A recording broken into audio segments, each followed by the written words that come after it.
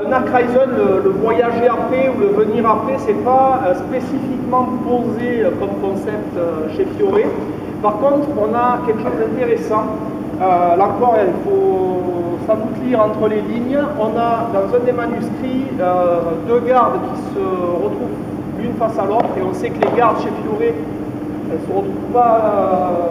Il y a des oppositions qui sont récurrentes, elles ne se retrouvent pas l'une face à l'autre pour rien. Il y a une logique derrière cette opposition, et on se retrouve sur cette opposition-là. Mais prends une course à Didona, ça va jamais, s'il te plaît.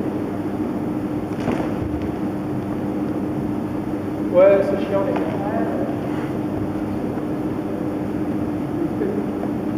Donc, Jeanne et un Porsalidona, généralement les belles Porsalidona, et généralement les gardes qui sont présentés face à la Porsalidona, c'est une autre garde qui est dite initiative, c'est-à-dire qui initie le combat, soit la Porta di Ferro Tutti, soit une autre Porsalidona.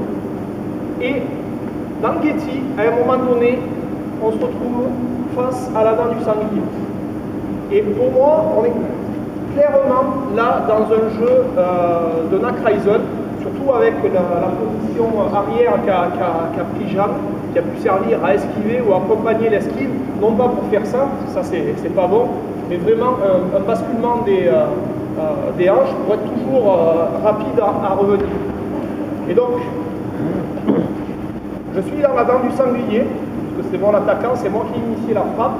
Elle a fait l'esquive. Ici, donc là il y a une esquive qui a été faite. Je me retrouve dans cette position-là. Maintenant, qu'est-ce qu'on fait? Et dans la dent du sanglier, il y a une mécanique qui est donnée, qui va être associée avec la garde frontale, qu'on a vu ce matin sur un réarmé, où on a ce genre de choses. Un fendant qui va donner à peu près ce genre de choses. Donc je frappe fendant avec le vrai tranchant. Je remonte avec le faux tranchant pour faire un coup en dessous. C'est pas du tout le Untertau allemand classique, ça va être les Sotano, ça va être des coups qui généralement vont être donnés avec le faux tranchant. Donc c'est cette mécanique-là qu'on va essayer de travailler en attaque. Donc première situation, on va travailler avec l'arbre de décision. Première situation, l'offensive de l'attaquant. Je donne un coup pour la toucher. Elle va avoir trois options. La première arborescence, elle se place là. Donc, on est là, en garde l'un face à l'autre. Okay. Je vais venir faire mon accrécheur et mon face à l'autre, bouge pas. Première option, mon attaque à portée, bim, hop, 1, j'ai gagné. Là, l'arborescence se finit là. Okay. Quand on touche, c'est bon, fin du combat. Elle a le choix de venir m'absorber, reculer, faire un Nachreisen. Ok? Ouais, juste en reculant. Hop. Deuxième option.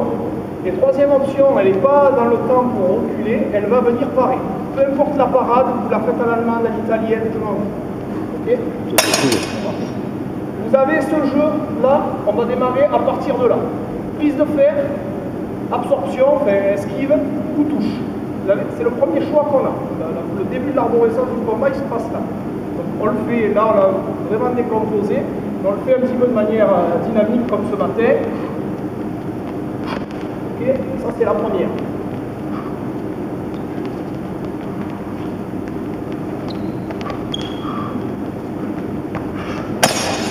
Okay.